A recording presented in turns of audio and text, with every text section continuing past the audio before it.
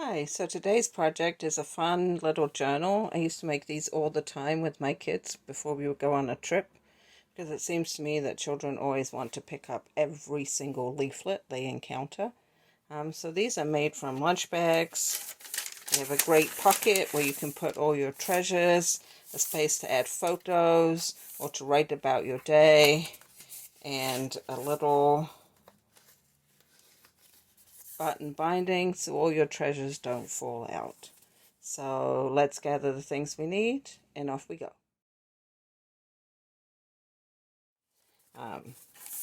So to make it, you're going to need some brown paper lunch bags and some cardboard or an old cereal box or something to make the covers from. And you're going to need something to make some holes with, a hole punch or an awl or a big fat needle. So the first thing I'm going to do is take one of my lunch bags and use it to measure against this cardboard to make a cover.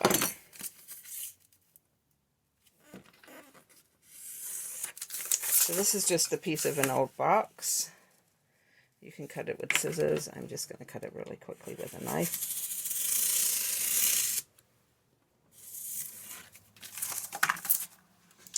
Or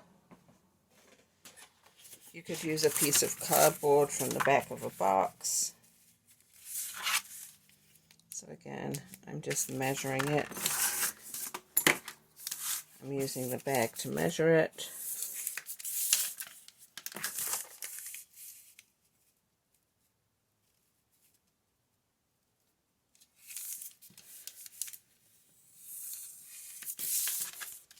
So I'm using my bag to measure it, and then you can just cut it out. So you're going to need two covers. A front cover and a back cover. I like my back cover to be something kind of hard because it makes it easier to write on the pages. But you want the front cover to be something kind of soft and flexible. So the next thing that I'm going to do is make some holes. And I want 4 holes in my bag, spaced kind of evenly apart. I'm using a 6-inch bag, and I'm just going to mark a hole at 1 inch, a hole at 1 inch,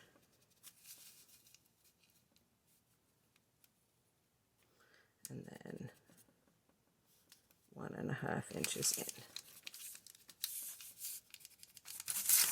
So you can use a ruler and measure, or you can just guesstimate 4 holes. And then I'm going to take my hole punch and I'm going to punch those holes.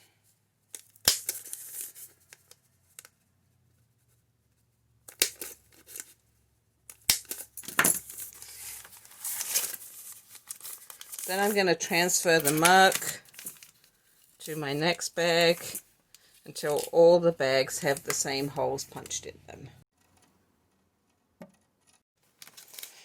Okay, so I punched my cover and all of my bags and my back cover, and I trimmed the bags so that they didn't stick out from under my cover because the piece of cardboard I have is a bit short. So now we're going to do the binding, and this is a modification of a traditional Japanese stab binding. So we're going to start in this second hole, and I'm using a piece of thin ribbon, but you could use a piece of string or thread.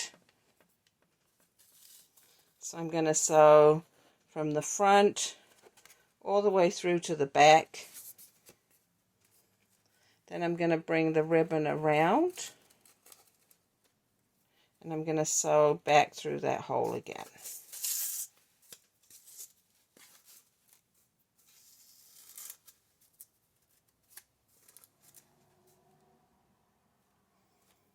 So now my needle and thread are on the back. I'm going to go up to this hole. I'm going to sew through. Now I'm going to take my ribbon around and sew back up from the back through that same hole.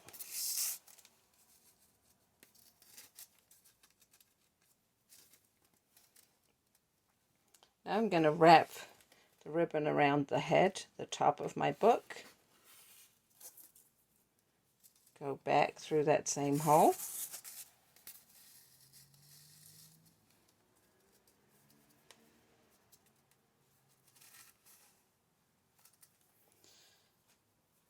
Now I'm going to sew back down through that second hole. So now my needle's on the back. I'm going to sew back up through this third hole. And I'm going to wrap the needle around the cover, the ribbon around the cover, and sew back up. Now I'm going to go down to this last hole, the one I haven't used yet, at the tail or the bottom of my book.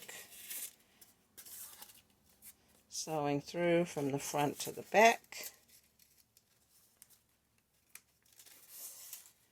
Wrapping my ribbon around, sewing back through that same hole. So I'm wrapping the ribbon around the spine of my book.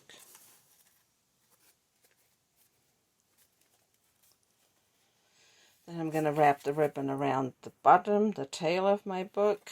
Sew back through that same hole. You can take a little more time and flatten your ribbons out. So now my needle and my ribbon are on the back. I'm going to sew through this one to the third hole, the spot I haven't used yet on the back. And then I'm going to tie these two ribbons together, the two ends together at the front.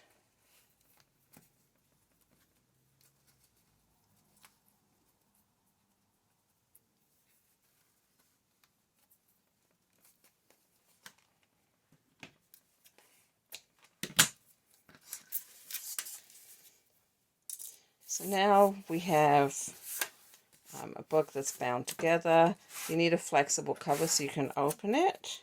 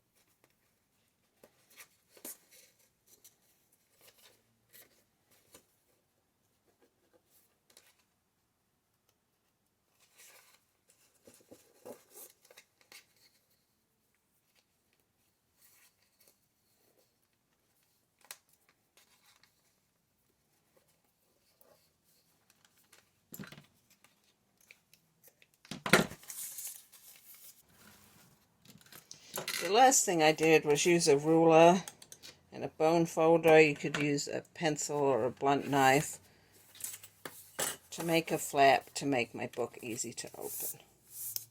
Now you're all ready to set off on an adventure.